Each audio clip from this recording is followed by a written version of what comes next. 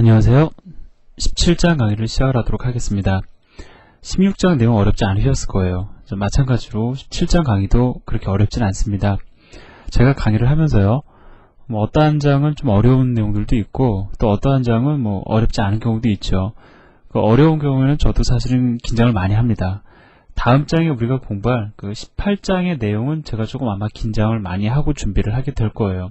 17장에서 우리가 알 거는요, 포인터의 포인터라는 것이 무엇이고, 그 다음에 그것을 갖다가 예제안에서 우리가 확인하는 정도면은 사실 이번 내용은 우리가 그렇게 많이 공부할 내용은 없습니다.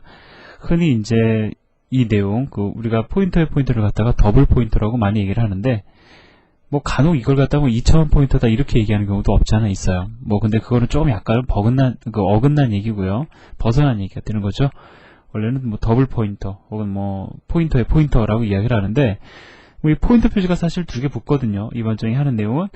그러다 보니까 두려움을 먼저 먹죠. 하지만 여러분들이 지금까지 이해한 내용을 가지고 우리가 접근을 해보면 이거 정말 아무것도 아니구나라는 걸 여러분들이 이번 시간을 통해서 아실 수 있을 겁니다. 자, 그럼 들어가 보도록 하죠.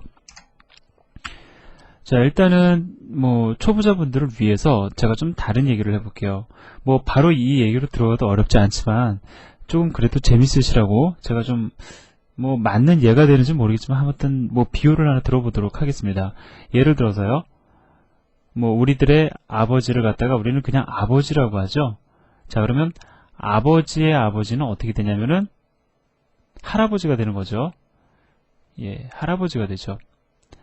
그 다음에 할아버지의 아버지는 또 어떻게 됩니까? 예, 증조할아버지라고 하죠. 자, 그 다음이 또 고조고 이런 식으로 이렇게 전개가 됩니다.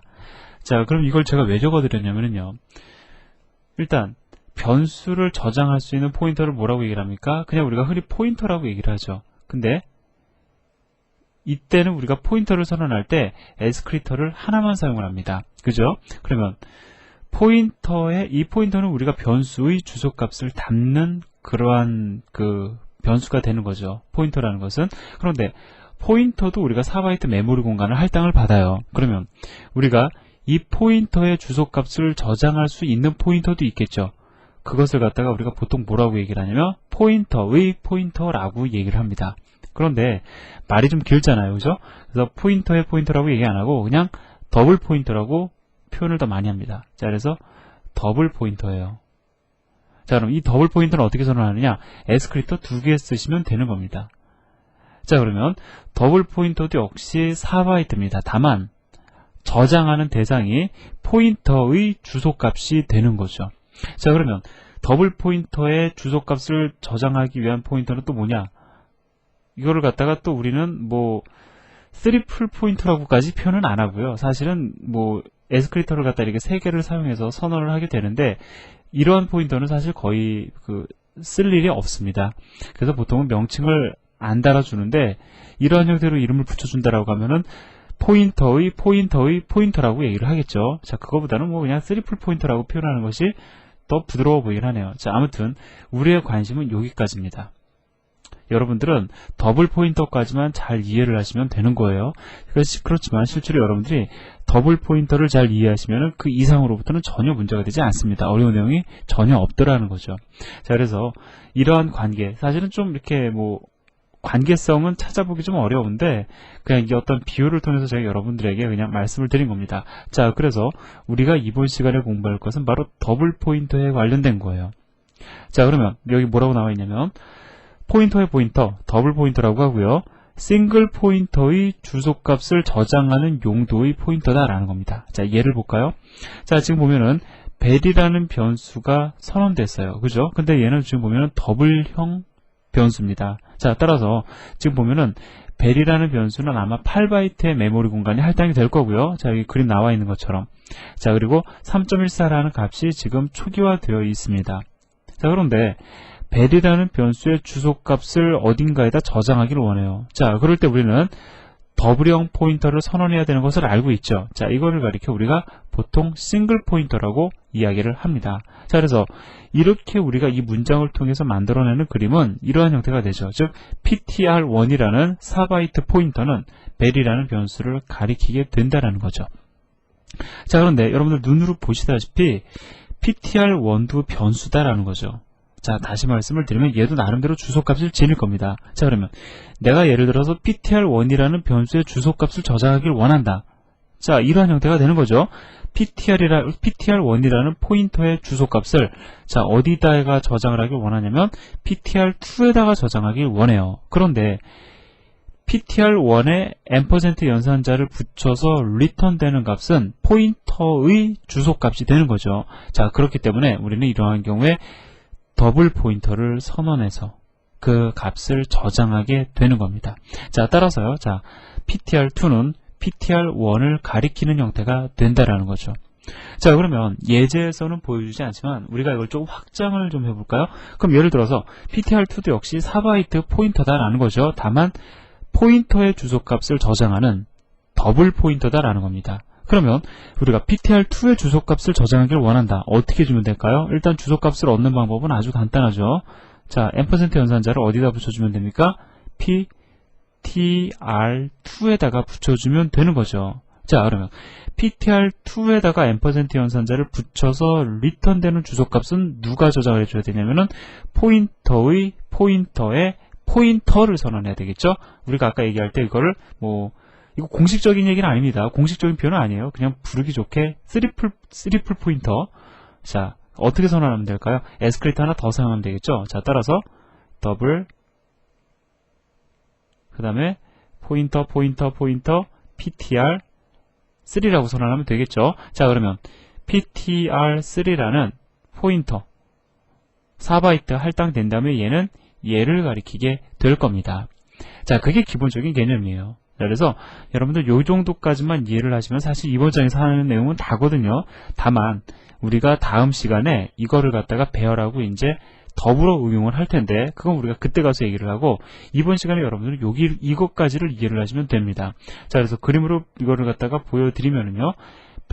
벨이라는 변수를 선언하고 있죠. 자, 8바이트 메모리 공간이 할당됐어요.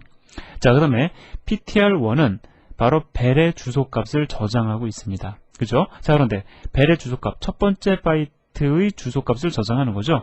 자, 그 다음에 이 포인터는 OX2014라는 번지수에 저장이 되어 있습니다. 자, 따라서 더블 포인터 ptr2가 지니는 값은 OX2014가 된다라는 어떤 그러한 형태를 갖다가 메모리 구조상에서 보여주고 있습니다. 자, 그런데요, 여러분들은 가급적이면 이러한 형태의 그림, 이거 그리기 어렵지 않습니까? 그죠? 자, 이렇게 그림 17-2의 형태로 여러분들은 이해를 해주시기를 부탁을 드립니다. 자, 그러면 우리가 이번 시간에 할 내용은 일단 다 끝났는데 이거를 갖다 예제를 통해서 한번 확인을 해봐야 되겠죠. 그런데 제가 여기서 조금 난이도 있는 예제를 도입을 합니다. 정말 아주 조금 난이도가 있는 거죠. 자, 뭐냐면 더블 포인터에 의한 콜 바이 레퍼런스라고 지금 제목이 정해져 있는데 제목 신경 쓰지 마세요. 자, 우리가 프로그램을 갖다가 이렇게 구현할 수가 있을 겁니다. 변수를 하나 선언을 하고요. 또 하나의 변수를 선언합니다. 자, 이 변수의 이름을 A라고 선언을 할 거고요. 그 다음에 이 변수의 이름을 우리는 B라고 선언을 할 거다라는 거죠. 자, 그 다음에 PA라는 포인터를 선언해서 PA라는 포인터가 A를 가리키게끔 구성을 하고요. 자, 그 다음에 PB라는 포인터를 선언해서 얘가 변수 B를 가리키게끔 우리는 만들 겁니다. 자, 그리고요. 함수 호출이 끝나고 나면 어떤 함수인지는 모르겠죠. 일단은 그냥 어떤 함수 호출이 이루어졌어요. 뭔가를 전달을 하면서 끝나고 나서 PA는 더 이상 A를 가리키는 것이 아니라 B를 가리키게끔, 그 다음에 PB는 B를 가리키는 것이 아니라 A를 가리키게끔, 즉 포인터가 각각이 가리키고 있는 대상을 갖다가 바꿔주는 예제를 한번 만들어 보자라는 겁니다. 자, 이 예제를 왜 제가 여러분들에게 도입을 해드렸냐면요, 우리가 예전에 이런 걸 했었죠. 변수 A가 지니고 있는 값을 변수 B에다가, 그 다음에 변수 B가 지니고 있는 값을 갖다가 변수 A에다가 저장하는 형태의 함수는 우리가 만들어 봤습니다. 콜 바이 레퍼런스를 통해서, 그죠? 그 함수의 이름이 수압이었죠. 이 수압은 두 개의 변수 값을 갖다가 바꿔주는 수압이었습니다. 그죠? 근데 우리가 이번 시간에 할 건 뭐냐면 포인터의 값을 갖다가 바꿔주는 수압 함수를 한번 만들어 보자라는 거예요. 자, 이해되시죠? 자, 그러면은 제가 예제를 두 가지 형태로 제시를 해 드릴 텐데요. 첫 번째 예제는 적절치 못한 형태의 수압입니다. 자, 여러분들은 문제가 어디 있는지 거기서 찾아내셔야 되는 거예요. 그리고 나서 제대로 된 수압 함수, 즉 포인터의 값을 변경해주는 수합함수를 찾아보도록 하겠습니다. 찾는 것이 아니라 함께 보도록 하자라는 거죠. 자, 그럼 제가 먼저 예제를 가져다 놨는데요. 이거는 실행하고 결과를 갖다가 확인하는 건 전혀 의미가 없습니다. 여러분들은요, 저와 마찬가지로 이렇게 그림을 그려가면서 사실은 우리가 예제를 같이 봐야 되거든요. 자, 일단 여기 보면은 p수합이라는 함수가 있어요. 자, 포인터 수합이라는 뜻이죠. 자, 함수를 보면은요, 자, 두 개의 포인터를 인자로 받습니다. 그냥 한번 읽어보자고요. 자, 그 다음에 템프라는 포인터 변수를 선언한 다음에 p1이 가지고 있는 값을 템프에다 저장하고, 자, 그럼 우리가 얘를 다시 해봅시다. 얘가 t예요, 그죠? t고, 그 다음에 얘는 p1입니다. 그 다음에 p2라는 변수도 있어요. 물론 포인터 변수죠. 자, 템프라는 변수에다가 p1이 가지고 있는 값을 저장을 하고, 그 다음에 p1이 가지고 있는 값을 p2에다가 지금 저장을 하고 있죠. 잘못됐습니다. 죄송합니다. 다시 말씀드릴게요. p2가 가지고 있는 값을 p1에다가 저장을 하고 있죠. 제가 실수를 했습니다. 자, 그 다음에 템프가 가지고 있는 값을 p2에다 넣고 있어요. 즉, 얘가 가지고 있는 값은 여기에다 저장을 하고 있습니다. 즉, p2가 가지고 있는 값은 p1에다가, p1이 가지고 있는 값은 t에다가, t가 가지고 있는 값은 p2에다 저장을 하고 있으니까 최종적인 결론으로 따져보면 서로가 지니고 있는 값, 즉 p1과 p2가 지니고 있는 값은 서로 바뀌게 될 겁니다. 이 루틴에 의해서요. 그죠? 즉, 포인터 p1과 p2가 지니고 있는 값은 바뀐다라는 거예요. 자, 그럼 이러한 함수를 마련을 해 두었고, 자, 그리고요. 자, 지금 여기 보시면은 a라는 변수 선언하고 있습니다. 얘는 얼마가 되냐면은 10이라는 값을 지니게 되겠죠. 초기화되니까. 그 다음에 b라는 변수가 있습니다. 자, 그 다음에 얘는 20으로 초기화가 될 거라고요. 자, 그 다음에 PA와 PB라는 포인터를 선언하고 각각을 갖다가 A와 B의 주소값으로 초기화하니까 결과적으로 어떻게 되냐면 PA는 얘를 가리키게 될 거고요. 자, 그 다음에 PB는 얘를 가리키게 될 겁니다. 자, 이해되시죠? 우리가 앞에서 얘기했던 그 그림이 완성이 된 거예요. 자, 그 다음에 이 함수를 호출하려고 하고 있습니다. 즉, PA와 PB를 인자로 넘겨주고 있어요. 이렇게 넘겨줘야 되죠. 왜냐면 얘는 싱글 포인터를 인자로 받게끔 포인터가 선언이 되어 있기 때문에 PA와 PB를 인자로 전달을 해줘야 될 겁니다. 자, 그런데 한번 잠깐 생각을 해보자고요. 우리가 예를 들어서 A의 주소값이 5x10이다. 그러면은 얘가 지니고 있는 값은 5x10이 될 겁니다. PA가 지니고 있는 값은요, 그죠? 자, B라는 변수가 지니고 있는 값은, B의 주소값이 예를 들어 5x20이다. 그러면은 P가 지니고 있는 값은 5x20이 될 겁니다. 자, 그런데 P수합이라는 함수로 호출하면서 PA와 PB를 전달하고 있죠. 그러면 실제로 전달되는 값은 얼마가 되냐면 5x10과 5x20이 될 거라고요. 따라서 5x10이 어디로 전달이 되냐면 P1으로 전달이 될 거고요. 자, 그 다음에 5x20이 P2로 전달이 되겠죠. 자, 이 상황을 여러분들을 한번 보자고요. 자, 그러면 우리가 아까 전에 봤을 때 P1과 P2가 지니는 값은 여기서 바뀝니다. 분명히 바뀌어요.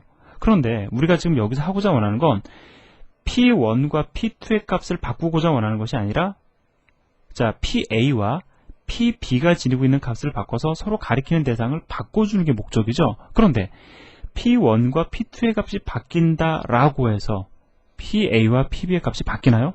그거는 아니다라는 겁니다. 왜 그래요? 자, 여기 그림을 보면은 메인 함수 내에서 선언한 PA와 PB를 인자로 전달하면서 P수합 함수로 호출하고 있죠. 그러면 매개 변수 P1과 P2는 PA와 PB의 값을 지니게 될 겁니다. 얘는 5x1000이 될 거고, 이 그림을 기준으로 말씀을 드리면요, 얘는 어떻게 되냐면 5x2000이 될 거라고요. 그죠? 자, 2000이 될 겁니다. 그런데 문제는 P1과 PA는 서로 독립된 변수다라는 거죠. 비록 값이 복사되어서 넘어가긴 했지만 서로 별개의 변수다라는 거예요. 얘는 메인 함수 영역에 존재하는 변수가 되는 거고, 얘는 그렇죠. P수합 함수 내에 존재하는 변수가 되는 거죠. 자, 그리고 이게 마찬가지로 PB는 메인 함수 내에 존재하는 변수이고, P2는 그렇죠. P수합 함수 내에 존재하는 변수가 되는 거라는 거죠. 결과적으로 얘네 둘은 서로 다른 곳에 존재하는 서로 독립된 변수이기 때문에 물론 얘네들은 이 값으로 초기화됐습니다. 하지만 얘네들은 완전히 별개의 것이기 때문에 아무리 이 안에서 P1과 P2가 지니고 있는 값을 서로 바꿔줘도 PA와 PB가 지니고 있는 값은 변경되지 않는다라는 거죠. 그것을 여러분들은 이 출력 결과를 통해서 이해하실 수가 있을 겁니다. 자, 이해되시죠? 자, 그래서 결과적으로 이 함수는요, 우리가 상당히 조심해야 될 게 한 가지가 있어요. 무조건 포인터가 쓰면 콜 바이 레퍼런스냐? 그건 아니다라는 거죠. 자, 콜 바이 레퍼런스냐, 콜 바이 밸류냐는 상대적인 겁니다. 자, 보자고요. 포인터 PA와 PB 입장에서 P수합이라는 함수는 콜 바이 밸류이지 콜 바이 레퍼런스가 아닙니다. 왜냐하면 P수합 함수 내에서 PA라는 포인터와 PB라는 포인터가 지니고 있는 값을 갖다가 조작할 수 있나요? 불가능하죠. 그렇기 때문에 PA와 PB라는 포인터의 입장에서 얘는 콜 바이 밸류가 된다라는 겁니다. 얘가 예를 들어서 진정한 콜 바이 레퍼런스가 되려면 누구 입장에서? PA와 PB라는 포인터 입장에서 콜 바이 레퍼런스가 되기 위해서는 레퍼런스 참조할 수 있어야 되잖아요. 그죠? PA와 PB라는 포인터에 액세스가 가능해야 될 겁니다. 하지만 우리가 이 함수로는 충분히 액세스가 불가능하다는 거죠. 접근이 안 된다는 겁니다. 그렇기 때문에 얘는 콜 바이 밸류가 되지 콜 바이 레퍼런스는 아니다라는 거죠. 자, 그래서 여러분들 한번 실행을 해보셔서 실제로 PA와 PB가 지니고 있는 값이 변경되지 않음을 이 결과를 통해서 확인해 보시기 바랍니다. 자, 그래서 내용이 얼마 안 되기 때문에 바로 넘어갈 수도 있지만 여러분들이 일단 요 내용을 한번 정리를 하시라고 제가 일단 여기서 강의를 한번 끊을 거예요.